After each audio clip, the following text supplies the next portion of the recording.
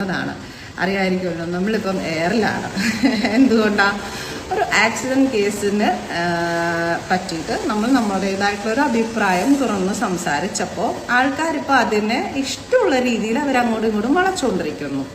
നമ്മൾ പറഞ്ഞ കാര്യം അവിടെ തന്നെ ഉണ്ട്, നമ്മളത് ഡിലീറ്റ് ചെയ്തിട്ടില്ല. നമ്മുടെ വീഡിയോ നമ്മൾ പറഞ്ഞത് ശരിയുണ്ടെന്ന് നമ്മുടെ പൂർണ്ണ ബോധം കാരണം നമ്മൾ ഡിലീറ്റ് ചെയ്തിട്ടില്ല, അവിടെ തന്നെ ഇട്ടിട്ടുണ്ട്. ഞാൻ മാപ്പ് പറയണം എന്നൊക്കെ പലരും എങ്കിൽ തെറിയൊക്കെ അയക്കുന്നുണ്ട്. മാപ്പ് പറയാൻ ഉദ്ദേശിച്ചിട്ടില്ല. എന്താന്ന് വെച്ചാൽ ചെയ്യാനുള്ളത് ചെയ്തോ. പിന്നെ എന്താന്ന് വെച്ചാൽ നമ്മൾ പറഞ്ഞതിനകത്ത് ശരിയുണ്ട് 100%. ഞാൻ എൻ്റെ വീഡിയോയിൽ ഞാൻ പറഞ്ഞിരുന്നു, നമ്മൾ യൂട്യൂബിലും ഇൻസ്റ്റാഗ്രാമിലും വന്നിരുന്ന ചുമ്മാ വിളിച്ച് പറയുന്നത് പോലെ അല്ല. നിയമത്തിൻ്റെ അണ്ടറിലൂടെ പോകുമ്പോൾ വഴി വേറെയാ, വകുപ്പുകൾ പലതും മാറും.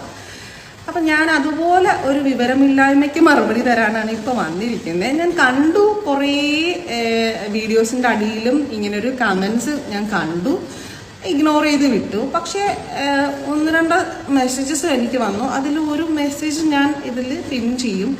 കാരണം ഇന്നലെ മെനങ്ങാന്നുമാണ്, 2 ദിവസമായി. അപ്പോൾ കുറച്ച് തിരക്കിലായിരുന്നുകൊണ്ട് റിപ്ലൈ തരാൻ കുറച്ച് ലേറ്റ് ആയതാണ്. അതായത് നീയൊക്കെ കൂടെ ഇടിക്കാൻ പറഞ്ഞു വിട്ടവൻ ഇടിച്ച വണ്ടിയിൽ ഇടിച്ച ആള് മരിച്ചു, എന്നിട്ട് മനഃപൂർവ്വമല്ലാത്ത നരഹത്യക്ക് കേസെടുത്തിരിക്കുന്നു. എന്താ അത്? എന്തിനാ അങ്ങനെ ഒരു കേസെടുത്തിരിക്കുന്നത് എന്നൊക്കെ. എൻ്റെ പൊന്നു സുഹൃത്തെ, പറയാനുള്ളത് നമ്മുടെ കേരളം തന്നെയാണോ ഇപ്പോഴും സാക്ഷരതയിൽ മുന്നിലെന്ന് എനിക്കൊരു സംശയം ഉണ്ടാകണോ? കാരണം തീരെ വിവരമില്ല ആൾക്കാർക്ക്. ഒരു നോർമലായിട്ടുള്ള ബേസിക് കാര്യങ്ങളെ പറ്റിയിട്ട് പോലും ഒരു അറിവില്ലാതെയാണ് ആൾക്കാരുടെ സംസാരവും പ്രവൃത്തിയും. ആക്സിഡന്റ് എന്ന് പറയുമ്പോൾ തന്നെ എന്താണ്? ആക്സിഡന്റിന്റെ മീനിങ് എന്താണ്? അൺഎക്സ്പെക്റ്റഡായി സംഭവിച്ച ഒരു കാര്യം, അതാണ് ആക്സിഡന്റ്. അതാണ് ആക്സിഡന്റിന്റെ മീനിങ്. അപ്പം അൺഎക്സ്പെക്റ്റഡായി സംഭവിക്കുന്ന ഒരു കാര്യത്തിന്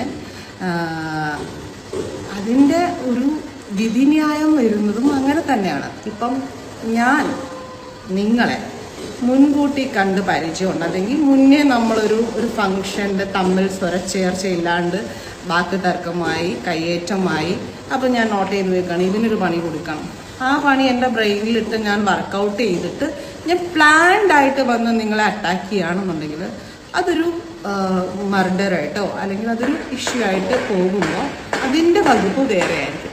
പക്ഷെ എനിക്ക് ഒരു പരിചയമില്ലാത്ത ഒരാളെ ഞാൻ വണ്ടി ഓടിച്ച് പോകുമ്പോൾ എൻ്റെ വണ്ടി തട്ടിപ്പോയി, അയാൾക്ക് എന്തെങ്കിലും ഇഞ്ചുറി വന്നു അല്ലെങ്കിൽ അയാൾ മരണപ്പെട്ടു, അത് മനഃപൂർവ്വം ചെയ്യുന്നൊരു കാര്യമല്ല.